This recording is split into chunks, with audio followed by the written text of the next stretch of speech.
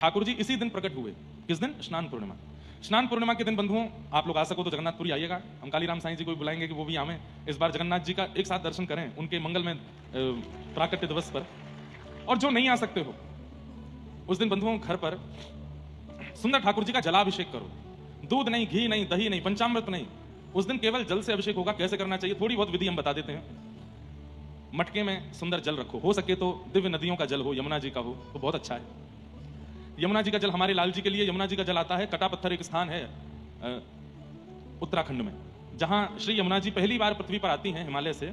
इतना शुद्ध सात्विक कांच जैसा जल है वहां पर। वहीं से जल पहुंचेगा जगन्नाथपुरी, तो वहीं से आता हर वर्ष। रात्रि में उस जल को मटके में रखो, जल में बढ़िया इलायची पीस करके और छान करके बहुत बारीक बारीक उसके दाने जल में पधराओ। खूब शुद्ध बढ़िया वाली केसर जल में पधराओ। एक कपूर जैसी एक सामग्री आती है, उसको खाया जाता है, उसको कहते हैं ब्रास। वो मिल जाए तो परचूने की दुकान पे मिलता है। थोड़ा सा ब्रास ले आओ, बहुत थोड़ा सा पीस करके वो भी उस जल में डाल दो। उसके बाद चंदन घिस करके, खूब सारा चंदन घिस करके भी उसमें डाल दो।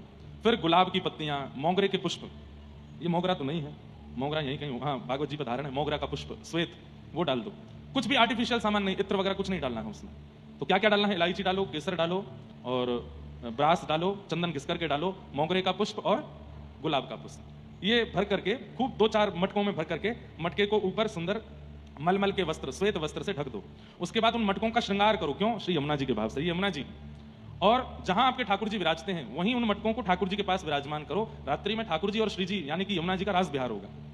रास बिहार होता है, या तो कूलर, बढ़िया ठंडा कूलर हो, या तो एसी हो, चालू रखिएगा पास में। ये जो स्नान पूर्णिमा आती है 9 तपा के दिनों में आती है, सबसे भयंकर गर्मी होती है 9 दिन की, उन्हीं के बीच में स्नान पूर्णिमा होती है।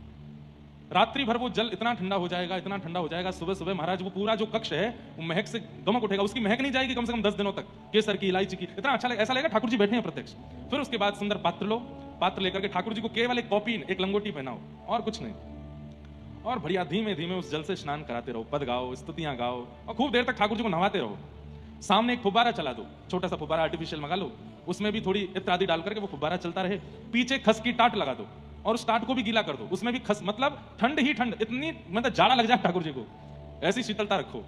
और बढ़िया नीचे कोई फर्श पर कालीन वाली नहीं, सामान्य पृथ्वी रहने दो, उस पर भी थोड़ा गीला गीला हो जाए, वो भी ठंडी हो जाए, मतलब चारों दिशाओं से ठाकुर जी को शीतलता का अनुभव हो। और उसके बाद बढ़िया ठाकुर जी का अभिषेक करो। अभिषेक करने के बाद ठाकुर जी चकाचक हो जाएंगे। फिर जो ठाकुर जी को कॉपीन पहनाई थी उसमें केसर का और पूरे रस का वर्ण आ जाएगा, पीला पीला हो जाएगा। उसके चीरा बना करके घर के सब लोगों को दे दो। कोई अपने गले में पहन लो, कोई अपने तलावे में बांध लो ठाकुर जी का वस्त्र। फिर ठाकुर जी का बहुत सूक्ष्म श्रृंगार। उस दिन एक ही वस्त्र पहनाओ ठाकुर जी को, ज्यादा नहीं, एक वस्त्र पहना करके चंदन घिस करके उस चंदन की छोटी छोटी गोलियां बना करके वही ठाकुर जी को